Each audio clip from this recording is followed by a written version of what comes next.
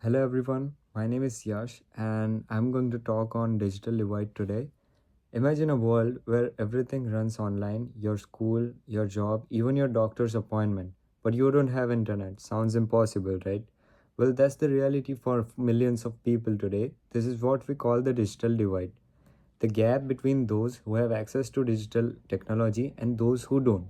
It's not just about Wi-Fi, it's about opportunities, education, jobs, healthcare, and even basic social life.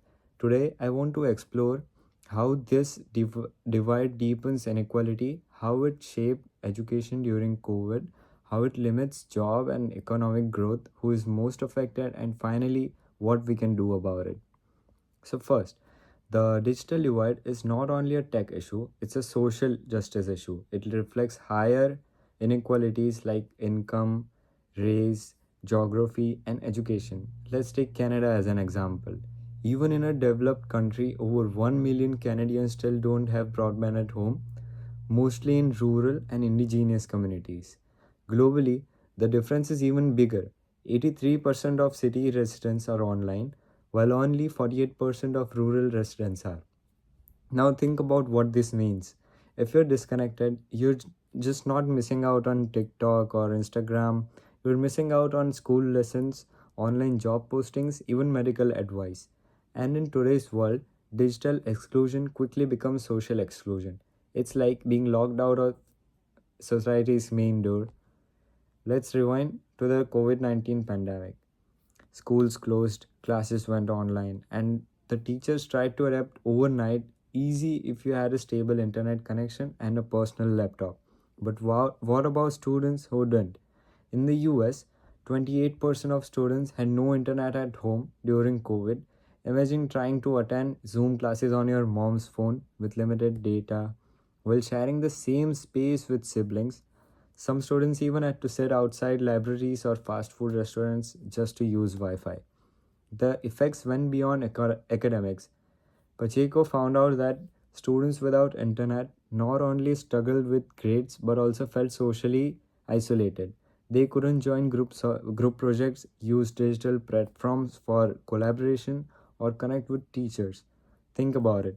While some kids were building digital portfolios, others were left behind completely. This gap in access created a real educational divide that might take years to recover from.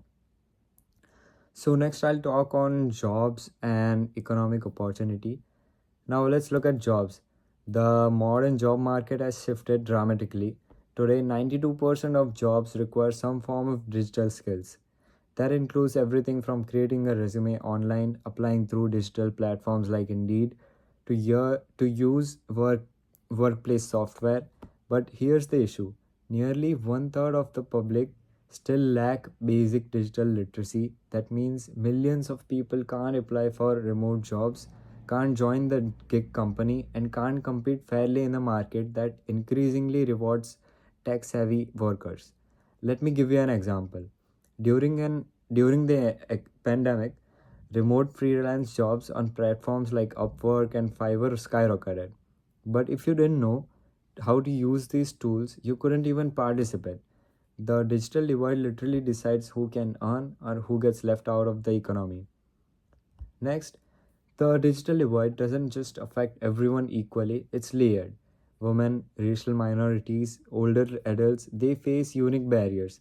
For example, Yang shows that older adults without internet access are often also low income and minority groups, which makes their exclusion even harder to overcome. Globally, women are 7% less likely than men to own a smartphone, and in South Asia, the gap is nearly 30%. That means women are more often cut off from online learning, job opportunities, or even healthcare information. So, when we talk about the digital divide, we're not just talking about lack of Wi Fi, we're talking about how existing inequalities, gender, race, age, income all pile up on top of each other to make digital exclusion even worse. Policies and solutions that we can work on. So, what are the governments doing? In Canada, the Universal Broadband Fund is trying to expand high speed internet to rural and indigenous communities.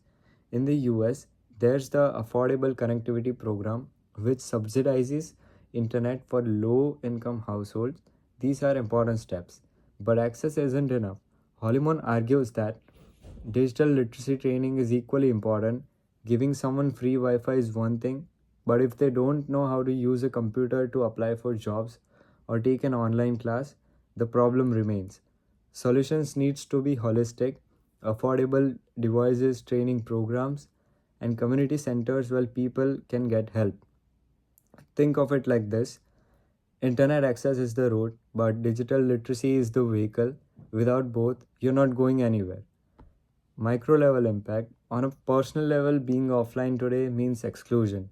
Think about something as simple as booking a doctor's appointment. Often it's done through online portals, paying bills, mostly online, keeping in touch with family, video calls, group chats. People feel isolated and left behind. Older adults without digital skills struggle with telemedicine. Students without laptops can't do assignments. Workers without digital literacy can't apply for jobs. This isn't just inconvenience, it's a barrier to full participation in modern life. To wrap this up, the digital divide is not just about who has the latest iPhone, it's an inequality gap affecting education, jobs, healthcare, and social connection. Bridging it requires investment in infrastructure, yes, but also training, affordability, and community support. If we want a truly inclusive society, we need to make sure that no one is left offline, because in today's world, internet access is not just a luxury, it's a basic necessity, as important as electricity or clean water. So, next time your Wi Fi goes down for a day and you feel frustrated, imagine what it would be like if it never existed for you all. That's the reality of millions of people that live with, and it's our responsibility to change it. Thank you. That'll be all.